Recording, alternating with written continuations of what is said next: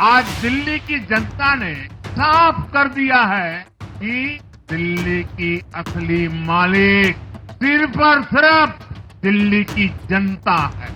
जिनको दिल्ली का मालिक होने का घमंड था, उनका सत्य से सामना हो भी गया। नमस्कार, आदाब, सत श्री अकाल, जय भीम, जोहार। मेरा नाम है नवीन कुमार।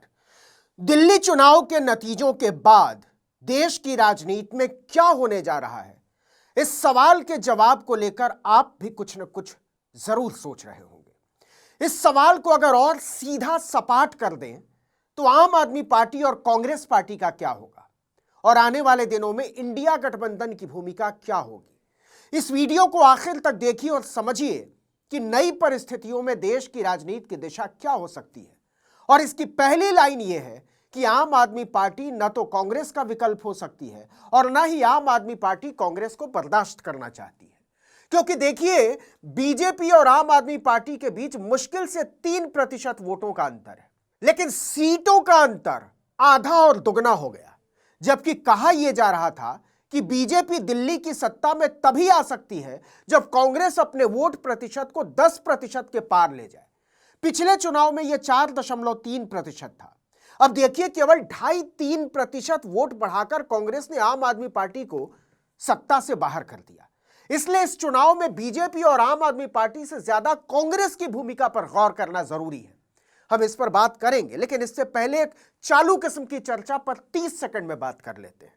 जब से दिल्ली चुनाव के नतीजे आए हैं, अलग अलग चैनलों और सोशल मीडिया प्लेटफॉर्म्स पर कहा जा रहा है कि अरविंद केजरीवाल और आम आदमी पार्टी के राजनीति का अंत है या उनकी उल्टी गिनती है। यह बात बहुत बचकानी लगती है। 44% वोट लाने वाली किसी पार्टी के बारे में इस तरह का दावा या भविष्यवाणी बहुत ही अगंभीर टिप्पणी है। हां, इतना जरूर कहा जा सकता है कि केजरीवाल का राजयोग खत्म हो चुका है। सच कहें तो यहां से केजरीवाल का असली इम्तिहान शुरू होने वाला है। उनके सामने 3 बड़ी चुनौतियां हैं। पहली चुनौती यह है कि बीजेपी के साम दाम दंड भेद के सामने वो अपनी पार्टी का बिखराव कैसे रोकेंगे।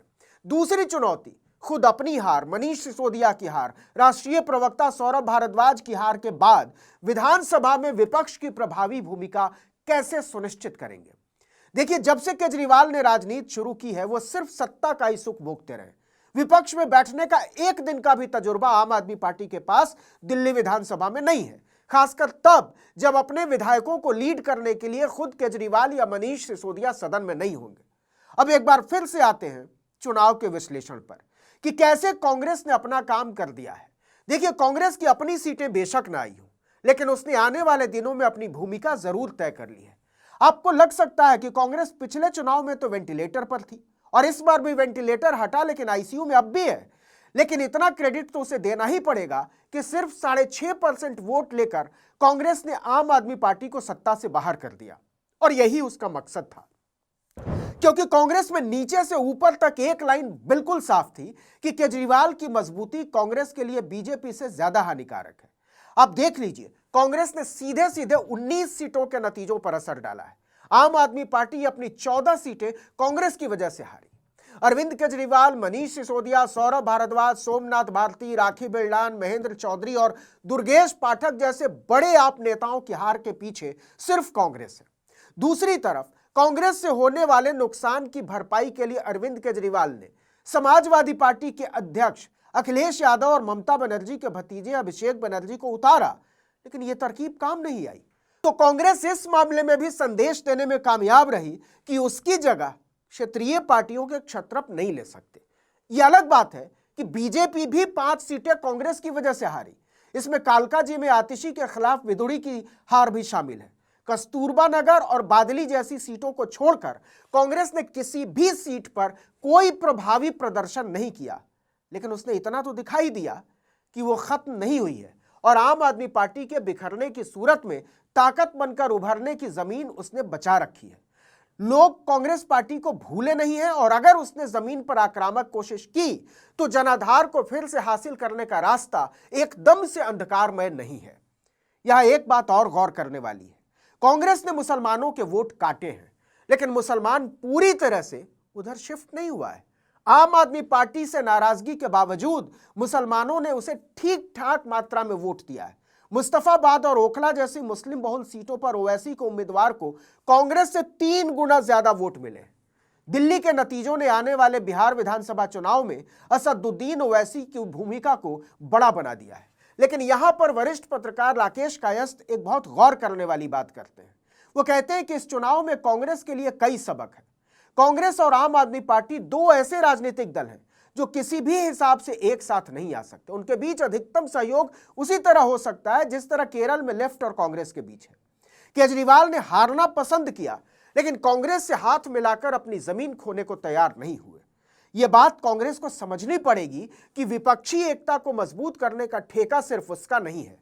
खुद को मजबूत किए बिना इंडिया गठबंधन की मजबूती की बातें बेमानी है। यहां पर देखिए कि कांग्रेस के साथ ही राहुल गांधी के लिए भी एक गंभीर संदेश छिपा हुआ है, और वो है दलितों पिछड़ों की भागीदारी। आम आदमी पार्टी जैसे विरोधियों के शीर्ष नेतृत्व में दलित और ओबीसी नेतृत्व ढूंढ रहे राहुल गांधी का कंफ्यूजन इससे और बढ़ेगा, क्योंकि इस चुनाव ने ऐसा कोई संकेत नहीं दिया है जिससे कांग्रेस ये दावा कर सके कि उसकी बहुजन राजनीति को पर्याप्त समर्थन मिल रहा है। उसके रणनीतिकार चुनावी राजनीति को समझने में बुरी तरह से नाकाम रहे हैं। वो खुद ही अपनी चीजों को पीछे छोड़ चुकी है। शीला दीक्षित के समय के एक भी काम को वो जनता तक पहुंचाने में नाकाम रही। उच्च शिक्षा संस्थानों में ओबीसी आरक्षण दिलाने के लिए अर्जुन सिंह की लड़ाई को वो खुद ही याद नहीं करना चाहती, जबकि वो चाहती तो अर्जुन सिंह को एक हीरो बनाकर पिछड़ों और राजपूतों को लेकर एक नैरेटिव तैयार करने की कोशिश कर सकती थी। लेकिन या तो उसके रणनीतिकार इस दिशा में सोचना नहीं चाहते, और नहीं तो उन्हें इसकी जरूरत महसूस नहीं होती। बहरहाल, फिलहाल जो दिल्ली चुनाव का सबसे बड़ा संदेश है वो ये कि हरियाणा और महाराष्ट्र के बाद दिल्ली के नतीजों ने बीजेपी के सारे कुकर्मों को वैधता दे दी है। ईडी, इलेक्शन कमीशन, सीबीआई, इन सब के बेशर्म इस्तेमाल से विपक्ष को रौंदने की मुहिम अब और ज्यादा तेज होगी। लोकसभा चुनाव के बाद आत्मविश्वास खो चुके नरेंद्र मोदी अब ज्यादा आक्रामक ढंग से विरोधियों पर हमलावर होंगे, और बहुत संभव है आने वाले महीनों में बहुत कुछ ऐसा देखने को मिले जिसकी कल्पना भी किसी ने ना की हो।